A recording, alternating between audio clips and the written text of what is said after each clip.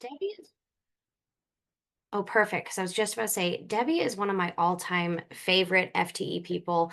So I'm Dr. Jamie Wagner. I'm an economics professor at the University of Nebraska, Omaha. I have been a professor with FTE since 2016. And when I was in grad school, I went to a program and Debbie Henney was there, and I think it was Kathy Rattay was your men was the professor with you. And I walked up to you both and I was like, I love this. How can I do this? And now I get to do this. So I'm just so happy to always do these sort of things. And I always love working with Debbie. And this summer, Jamie and I are doing an entrepreneurship program together. She's the Yes. professor, and I get to be the mentor teacher. I'm super excited Yes. about that. If you It's want to amazing. come, Debbie Davis will tell you about those programs at the end of the day. Please do. We'll be in Chicago. It'll be so much fun. And I just wanted to, I'm going to go back here. In case you, and you'll get all these slides, but I just wanted to put my name, email, and you can follow me on Instagram too. And then there's Debbie's email as well. But and you'll get these again, but just so you have my email. So, oh, David loves you too, Debbie. Everyone's a Debbie fan. If you aren't, you will be. Um, and then I'm an econ professor, but this year I am on sabbatical, and so my project for sabbatical has been to work with the Foundation for Teaching Economics as a teaching fellow, and it has been a spectacular year, and I can't believe it's March. I can't believe like the year seems like it's almost over, it feels like. So, um, I really appreciate all of the comments. Please keep putting them in the chat. Please unmute yourself. What you need. I don't like to just kind of lecture at you. That seems really boring. So my question is, what does it mean to be free? What does it mean to be economically free?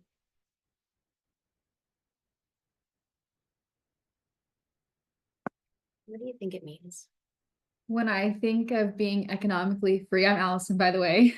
I think of like owning my house, like we bought a townhouse, and I'm like, oh, like paying that mortgage every month. I want to like not have to do that anymore, and like all those things that you have to like pay for. I think about like how I'm trapped almost, and I just wish Wow. that I could just not have to pay for all these things, but you have to. So maybe one day I'll have all these things paid off, and it will be great. That's what it means for me to be free, like actually step out on my theoretical lawn and not have to owe the bank anything. Right. So you're thinking like monetarily free, Yes. right? And I think that's a really great one. I'm seeing some other ones to be able to make choices, to be able to have certain standard of living, no loans or debt, right? So we're going to talk about economics predominantly, and we're going to talk about kind of globally when we're thinking about economic freedom for a country. And that does have some ways that it affects people individually, but we're going to kind of define some things so that we're all on the same page when we talk about economic freedom. So economics, I would be remiss. I have never done an economics workshop without saying economics is the study of choices, right?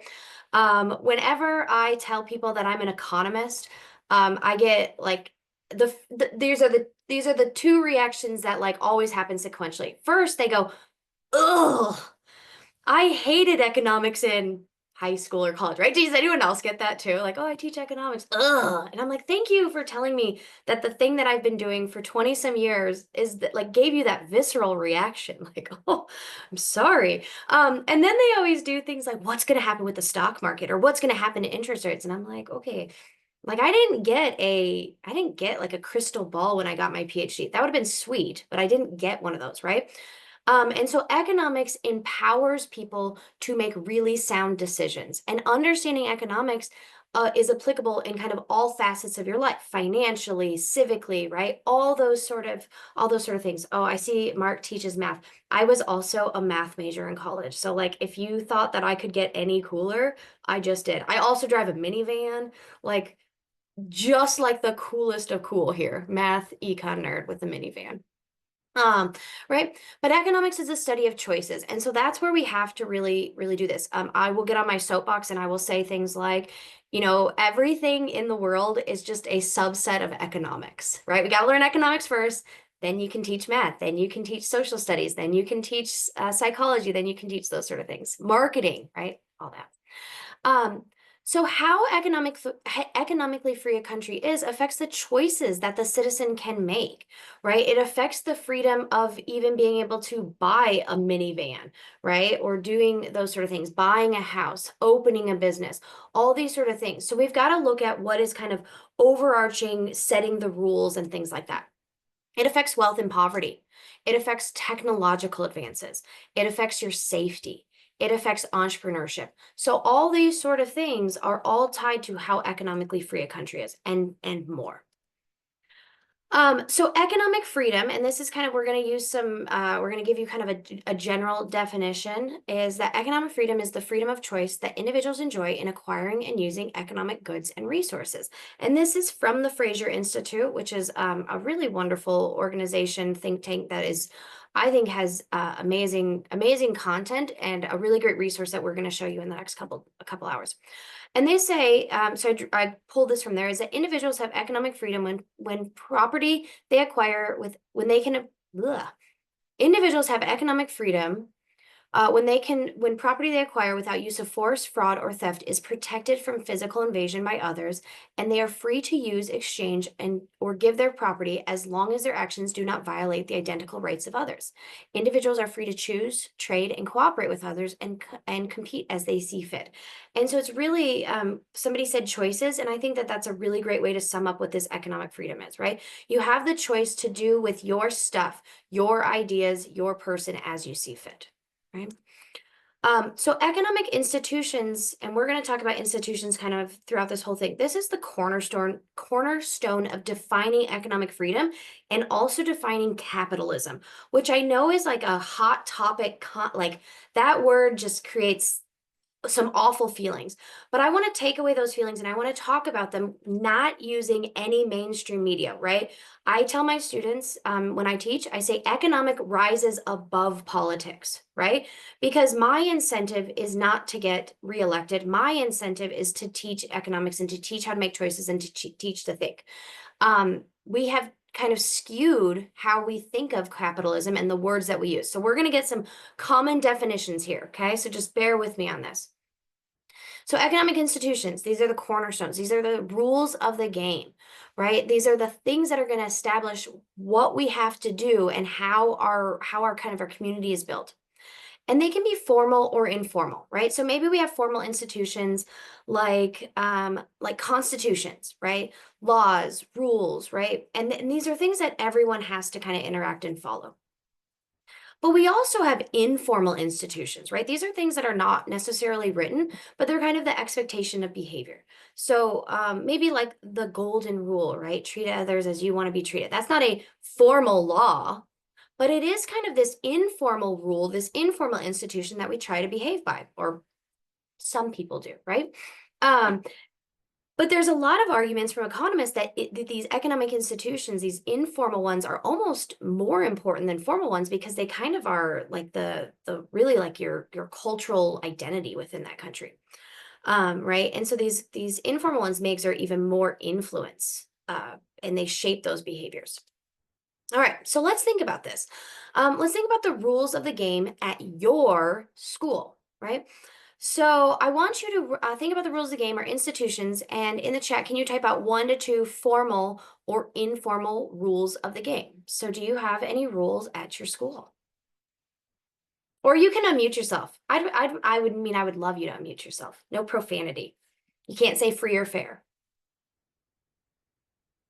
Dress code, no cell phone in the Formal classroom. uniform dress code. Bruce, what were you going to say? It's a formal uniform dress code. You have a uniform? Okay. Are there any informal rules with that dress code? Couple choice colors, but not really informal rules. No. Okay. So, and when I'm thinking about it, maybe there's different ways that they wear them. Maybe there's different options. Do they like have a rule? Okay, so I'm going to age myself, but you know, we used to pop our polo collars. That wasn't a formal rule, but it kind of became an informal rule of that's how you wear your clothes, right? No vaping in class. Is that formal or informal? Hopefully it's formal. No gum policy. Oh, interesting. Formal. Pamela, what were you going to say? Formal, no vaping, formal. Normal vaping. So I've seen a lot of formal rules. Can anyone give me some informal rules? Oh, backpack over one shoulder only. Mark, is that that's an informal rule, I'm assuming, right? I love that. We don't have, at my school, we have formal rules for cell phone and vaping and things, but we don't have any formal rules for language. But there's definitely certain words that informally we try to regulate students use or don't use. I can't say I've ever, like, we don't have a prescribed list of words they can't use, but there's definitely an understanding that there's an appropriate set of words that they can use. Okay. What happens if they use one of these informally not allowed words? Well, there are definitely words I think that culturally we understand are inappropriate. In that case, they go visit administrators. But in that kind of middle gray area of, you know, what's allowed in their home, at work, out with their friends versus in the classroom or school, usually it's just a reprimand or a reminder, or that, you know, teacher side eye thing that they know they're doing something wrong, but doesn't necessarily result in direct action. That's interesting. That's funny that you talk about the informal like language. I have 3 kids. I have an 8-year-old, a 5-year-old, and a 1-year-old, and we are learning some of those informal rules of the game on what I say is not allowed, but what other parents say is okay, in words. And so you've got that interesting thing, but I think it really does drive that. Yeah, Okay. Go ahead, sorry. Stephen. Tone, the tone of the students. I mean, just their body language. You're slouching, you're not engaged. I don't like how you're speaking. Tone and body language is very informal rules I have in my classroom. Yeah, I know. I always talk to my students. Could you imagine if I like taught like this? Just like, doing that sort of thing, or I had my feet up on my desk, right? That's ridiculous. So those are some great things. Formal rules, maybe rules about being late to school class, rules about excused or unexcused absence, right? Fighting, weapons, vaping, etc. I think you all were really great about that. Informal rules, right? Speaking kindly to peers, using correct titles for teacher or other staff. I'm not sure if there's like a formal rule on that. I get called Mr. Wagner by my students quite a bit. Not my in-person students, but my online students. They just assume Jamie is a gender neutral name. They don't Google me. They don't look at the 7,000 pictures I put on my Canvas page, but so maybe we need some informal rules on that. I have one. Yeah. All these words they get off of social media, like skibbity and just things that they hear and they bring it in and they call each other that. And some things I have to look up to see if they're bad or good. So I would definitely say informal about social media words. Yeah. Yeah, absolutely. Yeah, it's always like I never think I'm older than my students until they say something like that. I'm like, oh, I gotta go look that up. I don't know what I'm saying. Oh, the earbuds. Yes. Oh, why do they just live with them in their ear? Right? Legible handwriting for assignments, right? All those sort of things are some informal rules. And what I kind of like to say, especially, in high school and above, or maybe even middle school and above, is that each class is kind of its own mini economy. And what I mean by this is that in each class, there's somebody new in charge, the teacher. And they have their own guidelines or rules. They have their own currency, the points or grades that you get in that class, right? And the different rules and the different currency and the different guidelines, they change the way students behave. I'm sure you all have that colleague who you're like, they let everything get by, right? I often ask my students, because I teach in the college at the college level, so they can skip classes probably much easier than at the middle school and high school level. But I ask them like, why do you skip for this person but not this person? And they'll say, well, this person doesn't take attendance, or this person allows 2 unexcused absences, right? Like those sort of things.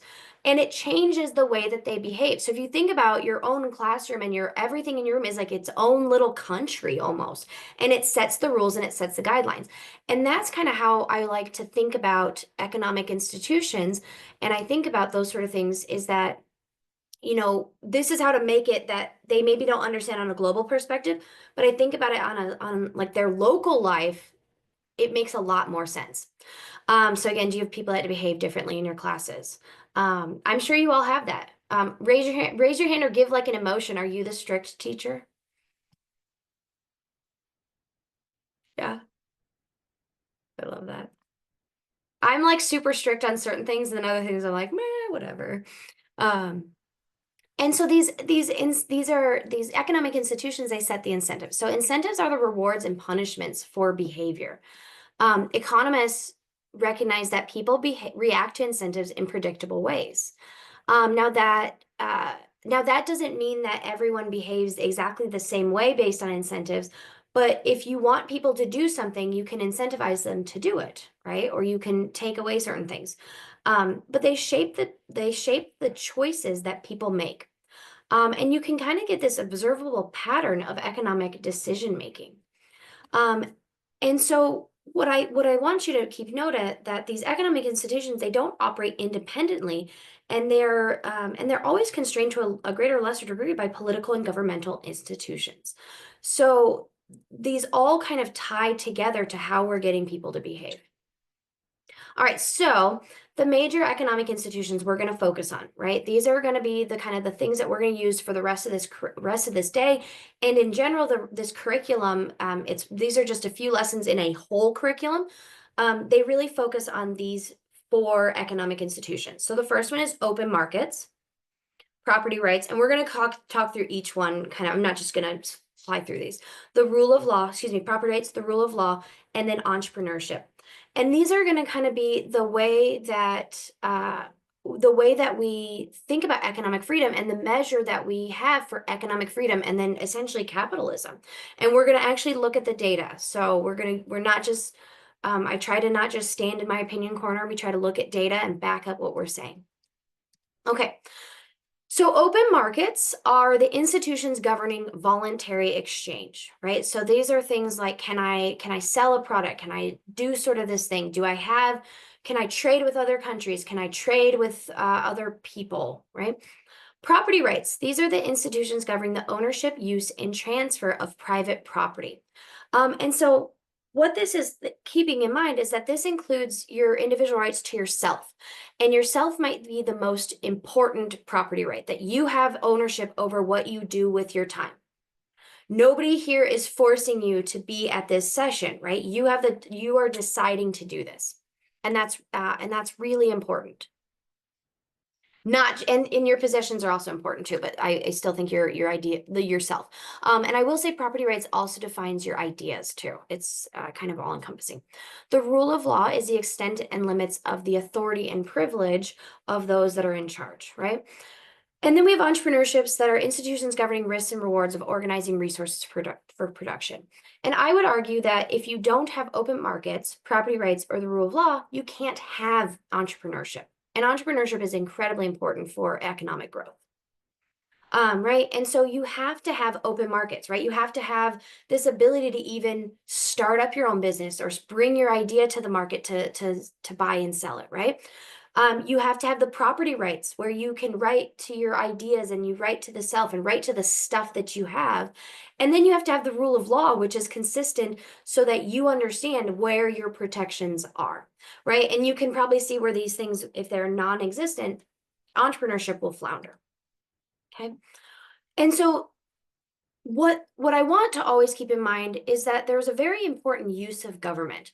And there's curriculum out there, and it's really lovely about, what should the government do versus what does the government do. I would highly encourage you to look through that. But the idea is that people have for the entirety of human nature, we've always kind of established some sort of government. So it's not that we don't want a governing agent, it's that we want to make sure that we're doing we want to establish what the government does and what they should do, right? This has been wars have been fought over this. People have broken apart, right? The entire United States is founded on, we didn't like the way that we were governed. We wanted to be governed our own way. Not that we don't want any government, right? And so the role of economic freedom is not elimination of government, but rather the primary role of government is to protect individuals and their property from aggression by others. Okay, so let's think about these changing changing institutions and incentives. All right, so I'm going to give you guys some. I'm going to give you all some some scenarios, and I want you to unmute yourself or type in the chat. What will you do? So, what would you think would happen if your school had no rules, but the principal was completely in charge of setting punishments when a student misbehaved? For example, imagine if a student wears a Maple Leafs jersey, but the principal hates that team, so they expel the student from the school. How would you feel going to school, or how would students feel going to school if the school had no rules, but this principal just on a whim made these kind of punishments? Bruce sounds like an appropriate punishment. Anxiety, feeling unsafe, walking on eggshells, favoritism, chaos. I'm seeing a lot of anxiety and scared. Yeah, absolutely. Lots of sucking up to the principal. Probably. There probably would be kind of this underground, like, you students might come in and they might bring the principal maybe his or her favorite treat. Or, maybe they would do that. Anger. The kids would love it. What do we think the kids would love this? I don't know if they would. The students at my school, they hate it. They hate it when there are rules that they have to follow. Now, if they come in and there are no rules, they love it. And like you say, they already stuck up to the principal, so But they'll what go to if her. so it's not just that there's no rules, it's that, okay, so imagine if today, if you came into this FTE and you all heard the rule, I mean, Debbie Davis gave you the rules of you need to have your mic, you need to have your cameras on, you need to participate, you need to have your name on, right? And imagine that we just said, oh, you guys can do whatever you want. And all of a sudden, Amy, I'm going to pick on you in the middle of my screen, Amy has her screen off. And she had no idea she was supposed to keep it on. And all of a sudden, we go, you don't get your stipend. But you had no idea you had to keep your camera on. Amy, you'd probably keep your camera on if you knew that was the rule, right? Or what if I said, oh, David, I hate that hat. Debbie, do not give him a stipend because I hate that hat. Could you imagine how you would feel if you came to FTE and this is what it was? Robin, don't sit like that. You're not supposed to sit like that. No stipend for you. You're getting expelled. Kick her out. Could you imagine? What would you feel? There's no rules, but all of a sudden now, I'm in charge. How do you feel?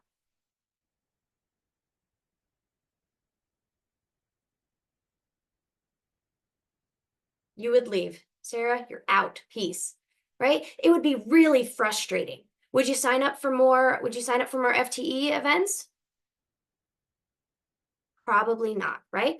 So we need some of these sort of things. All right, so let's go into this one. Okay, how about this? What would happen if you do not have lockers, or people could just take and use whatever books, pens, and other resources that are around the school? So kids, I'm assuming, have lockers, right? What would happen? How would you feel going to school? How would your students feel going to school? You all are teachers, and imagine you have no safe place to keep your resources. There'd be a lot of theft, supplies run out.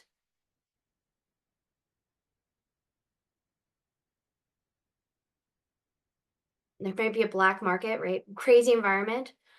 More fights, right? They're fighting over this stuff. Kids would not bring their valuables.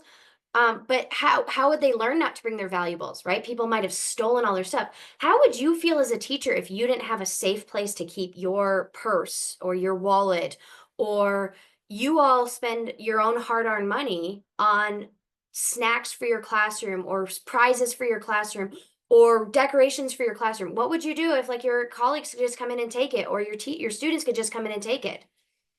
It would be off. Could you imagine? This would be awful, right? This would be awful. Someone said it'd be more like a prison, probably. All right. How would you feel if there was only grammar club at your school? Okay, so here's a fun fact. I really was part of grammar club in high school. I was one of the not a founding member, but a inaugural member. I joined from the beginning. No sports, band, theater, or other clubs. And the only club the only club that was allowed was the grammar club to proofread the local newspaper for fun. That's actually what we did. If you had any idea for another club, you could ask the principal, but they would have to approve it, and a new club hasn't been approved in decades. How would you feel going to school? How would you feel confident learning each day? Underground clubs would develop. Yeah, giving Lisa Simpson energy, right? Depending on the school, this could be awesome. I'm sure grammar club would be awesome, but how mad don't you all have like band and athletes in your classes? How mad would they be when the only option is grammar club and they're just proofreading newspaper? No one would go to the school. Well, they don't have a choice, do they, right? Maybe. Maybe they would leave the school. Does anyone sound like their students would be mad? Maybe it would make reading their essays more of a joy. Yeah, maybe, hopefully, right? Hopefully grammar club practicing, right? So all these sort of things, do you think that there would be students who'd want to be creative and start a school store that could sell snacks, maybe school logo gear and school supplies? Would anyone want to do that given the rules that we've just established, that the principal can just dictate whenever they want, and whatever they feel like, that that there's no protection of their stuff. So the school store, how would they protect the stuff that they're selling? Do you think that this breeds the ability for this kind of creative outlet? Not at all, right? Not at all. And so if I don't know if you've kind of played along, but each time I've destroyed an economic institution, right? We got rid of the rule of law with the principal. We got rid of property rights with the lockers, and we got rid of open markets essentially with the grammar club, with the clubs that you can do this, right? We're getting rid of those sort of things. And so without those economic institutions at your school institutions essentially, students aren't going to be creative. Students aren't going to have fun. Students aren't going to learn. Students are not going to be it's not going to be an enjoyable experience. And so this is a great way to kind of look at it as being, the way to parse it down into their world of what they're experiencing. So economic system is the method of production, resource allocation, and distribution of goods and services within a country or society. And so the type of economic institutions dictate what type of economic system there are. And the two extremes are capitalism and socialism. And as an economist, and apparently I have job security because nobody is using either of these terms correctly on either side of the spectrum. Debbie Henney, would you agree with me on that? Everybody seems to be using these terms wrong. So let's get some terms done correctly, right? So the IMF and other organizations, capitalism is the economy where capital assets such as factories, mines, railroads can be privately owned and controlled. Labor is purchased for money, wages, capital gains accrued to private owners, and prices allocate capital and labor between competing uses, right? That's what capitalism. Socialism is an economy where the state owns the means of production and state-owned enterprises seek to maximize its good, social good rather than profits, right? So these are kind of some very extreme situations. And there's very few economies that are actually 100% all or nothing. And we're going to learn that. We're going to actually look at the data. And it falls on a spectrum. It falls on a spectrum where you have these the least economically free countries are considered socialism. And some characteristics. So if you've noticed, these are all the opposite of those economic institutions. Closed markets. The rule of man instead of the rule of law, right? This is where the principal was dictating everything. And I keep using that word dictating because we've heard of that. A dictator probably comes from that, right? It comes from that, to teach, to tell, all those sort of things, right? No property rights, so the state owns it. And then because of all those things, there's no entrepreneurship. Right? So some countries that are looking at that, we got like North Korea, Venezuela, those sort of countries. Most economically free. Now, there is no country that is perfectly capitalism, perfectly economically free. But there are countries that are free enough that we can consider them capitalism, and we can consider them economically free. So those key characteristics are open markets. So you can sell your goods and services as you want, right? You can do those sort of things. There's rule of law. which means that there's guiding principles that dictate how things are run. And if you break the law, you know what's going to happen. Property rights, that they're privately owned resources, and these sort of things incentivize entrepreneurship. So Canada, Singapore, New Zealand, the United States, right? These are some examples of this. And everything's on a spectrum. And we're going to look at some data today that even with each of those characteristics, so closed markets, countries vary on how they are. So a country like China has pretty good open markets, but they don't have great rule of law, right? They have a little bit more rule of man. And so they kind of go on a spectrum of where they fit, kind of on a 1 through 10 scale. Right? And then you've got a country like Cuba where there's not enough reliable data to even measure it. And somebody mentioned earlier about reliability of data, and that's a really important thing, that we need to make sure that we have this reliable data. I'm seeing a question or comment about communism. So I liken communism and socialism as like the square rectangle conundrum, right? All squares are a rectangle, but not all rectangles are squares. So all communism is considered socialism, but not all socialism is considered communism. And so communism would be more of like a political party, where socialism is an economic system. Does that kind of help with that? So communism shares a lot of the same characteristics, absolutely. I don't tend to like spend a whole deal of time separating those two, because they just don't need to be separated, right? They're essentially telling the same thing. Okay. So we have about 15 minutes. And so I wanted to do this quick kind of simple activity that I love. So in groups, I want you to, and I'm going to put the link to this page if you don't want to, because you can see it, is I want you to, I'm going to put you into breakout rooms for about 5 minutes. I'm going to give you 5 minutes, and I should have pre-done this. But I want you to predict which of the nations are rich and which of the ones are poor. Why do you think so? So I'm going to give you 5 minutes in just a moment. I'm going to try to get some breakout rooms going. So let's see. I'm going to put you into a group of about 5. Let's go smaller than that. Let's go 4 to 5 per room. So I'll put you in there. You've got 5 minutes to kind of talk through it. Which of the countries are rich and which are poor? And then bonus points, which country would you want to live in? So everyone good? I'm going to send you to your rooms. 5 minutes. 5 minutes.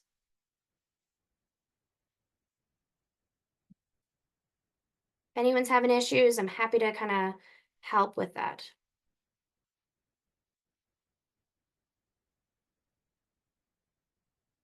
This is like the best breakout room leavers.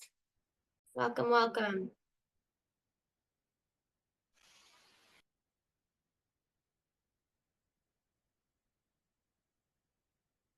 Welcome.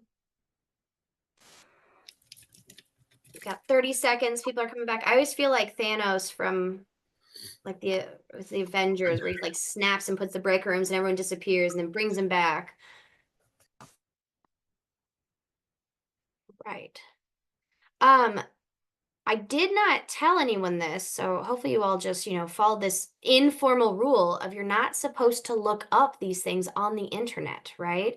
But it's okay. We can still have a discussion about this. All right, I've got a few people hanging on till the last minute they have such a good conversation. We're going to keep talking about this a little bit. So welcome back, everyone. I hope you had a great conversation, started talking through this. I think Mystery Nations is really fun.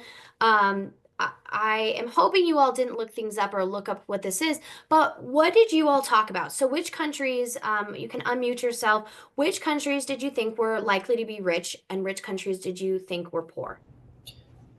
Our group said that we were thinking that B or E would have been the poorer countries, Did you whereas say B as in boy? yeah, B as in boy and E as in echo would have been the poorer countries.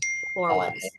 A and D may have been more of the richer ones. Okay, why do you think B as in boy and E as in egg or echo are likely to be poor? Just their access to resources, especially with B, with the population that they have, with the land area, would have been pretty Yeah. difficult. Um, E, we said would have been maybe a little bit more well off just because of their access to that port. But again, their resources were a bit limited. And on the flip side, A and D had diverse resources. Yeah. And especially with A, there's not a lot of people to compete over those resources. So maybe there's a more wealth being shared around. Okay. Okay. What else? Who else? Who else? What else did you talk about? Our We group actually, said our groups could not decide because we don't know their government type. Is it a communist country or a free market country or the education of a population level? So you So, weren't given enough information, and you would like to have more information, right?